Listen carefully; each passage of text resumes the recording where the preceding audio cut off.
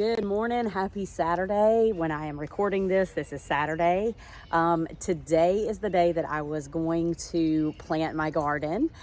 This is the last frost date, give or take a couple of days in my area, zone 7B, but we have a frost warning tonight, or a watch. I think it's going to get down to 34. So I'm just going to do some garden preparations today and bring you along with me. And so I'm super excited. I think I'm going to wait until probably next Saturday to give a couple of days away from this frost. The weather is just crazy this year. For some reason, I can't remember ever a time when we've had a frost on our last frost date. So you look at some of the diagrams or calendars and they say the 9th, you look at some and they say the 15th for my area where I live, in central North Carolina. So it's okay. The end is near and we're almost at planting time, which is the most exciting. It's like a holiday. So today I am going to go ahead and get my potatoes ready. I could have gone ahead and planted them. I am planning on planting my potatoes tomorrow. So I've got, let me show you. I've got these Yukon Gold potatoes, and they have sprouted in the bag. I've had them inside, which, as you can see, that's what we want. We want to have all of these little sprouts, and so I'm going to go ahead and prepare them. I'm going to cut them and let them harden off a little bit and get calloused so that I can plant them without the danger of having rot or any diseases get in the potato.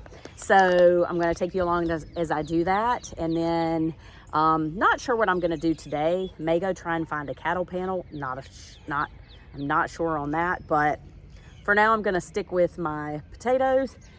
I put my gardening table outside. I'm running my heater in my greenhouse, and I think I'm just going to cut them up out here rather than going inside and doing all of that. So, all right.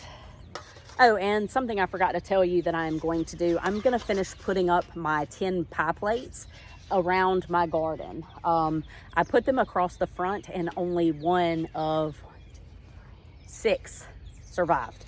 So I've got to come up with a better system. My rope or my string did not hold, and so these are a must so that the deer don't come running down. We have a hill. They come running down and crash into my fence. That would be a tragedy. So I'm going to go ahead and get these up this weekend, and so also wanted to tell you about that. I'm going to figure out something to do. I'm not 100% sure, but we'll see what I come up with. So I want to give you a little update on my roses, and these are doing great. They are leafing out. They look really nice, so I'm going to fertilize them tomorrow, not today, but I will fertilize them tomorrow. When I was pruning 2 weeks ago, I decided that this rose was not going to do well, and so I pulled it out. And then I decided to replant it and give it a chance. Well, as you can see, I think I did the final damage to the rose. It's gone. So I am going to find another rose to replace this one. I don't know what variety or what the name of it was, but I've got some dieback on the canes of some of these, so I'm going to come in and prune. Again, I'm not going to do that tonight or today. I'm going to let the frost get through, but I see signs of life. I know these are going to be great. I know they're going to live. Every single one of them, they may not have tons of life, but they do have a little bit. Like this one here, looks like we've already got some black spot on the leaves. So I'm really going to have to start working on my rose care. See, you think they're not going to make it, and then you see like a little set of leaves that have popped out. So same on this one. So it'll be interesting to see. This one has done great from the start.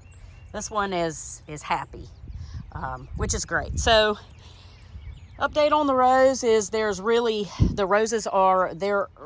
isn't much change, but they do seem to be looking good. not great, but good. And this is how I know, because this is the sign of a not so great rose. So I'm gonna pop that out and I will find a new one and then we will plant it. So since this is a video for prepping to plant, I wanted to ask for your opinion. You guys have been so great so far. All right, so I just mowed the grass inside my garden. The issue that I have is I have a wire fence here, and then I have a deer netting or bunny fence going all the way down to the bottom and overlapping that I'm putting side staples in and stapling down. My issue is I have grass growing all through the middle of my fence and my middle fence. I don't want to use a weed eater or string trimmer because one little opening will allow the bunnies in, and so that's just not even an option.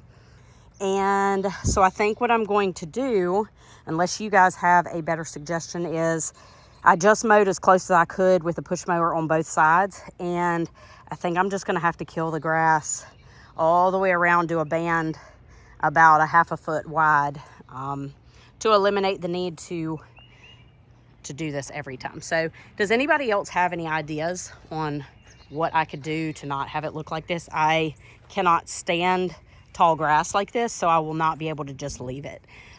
So any suggestions are greatly appreciated. Leave them in the comments below, or you can send them at Kim to me, email kim@thesoutherndaisy.com. Okay, so now I am going to get my seeds ready and prepared to plant. Okay, so you want to cut this potato. This is an eye. You want to cut that and leave enough of the potato. And I'm going to show you how to do that right now. These little Pampered Chef little knives are the greatest garden knives also. I'm sure that's not what their intention was. So I just cut some of the potato off, and I am going to quarter the rest of this. So I'm gonna leave bigger chunks like that. That has two eyes, so I'll go through the middle.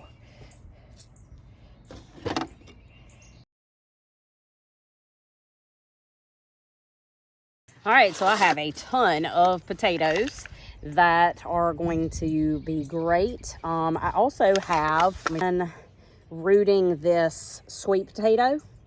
And I'm guessing, I don't know the answer to this. So I'm guessing where there's each a eye, or it's got buds coming out, that's where I do this, but I'm gonna have to do some research. But so I've got sweet potatoes, not too many, I don't think, and then a ton of white potatoes. So and these are my favorite to make mashed potatoes, and then potatoes and roast. So I'm really excited to find these. All right, so I'm gonna go ahead and move this table into the greenhouse. It is so cold out here. I've got all my plants in here, so I'm gonna have to move things around, and then I'm gonna lay these out on this table. So I'm gonna get everything put back up, and then I'm gonna go inside and get warm.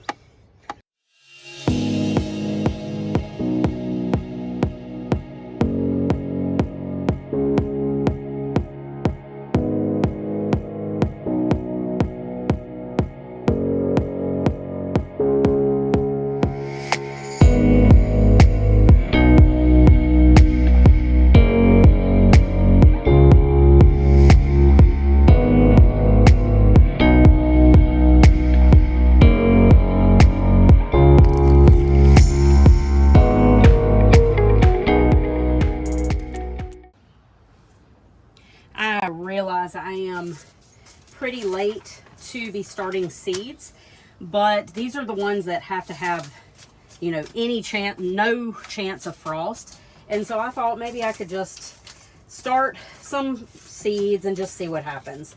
So that's what I'm going to do. I am actually going to start the moonflower, the gomphrena, the hyacinth bean. I know this is easily germinated from seed, direct sown.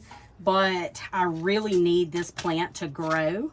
I'm trying to cover a area with it, and so I want to give it a jump start. Let's see, Shasta Daisy. I'm going to go ahead and start that.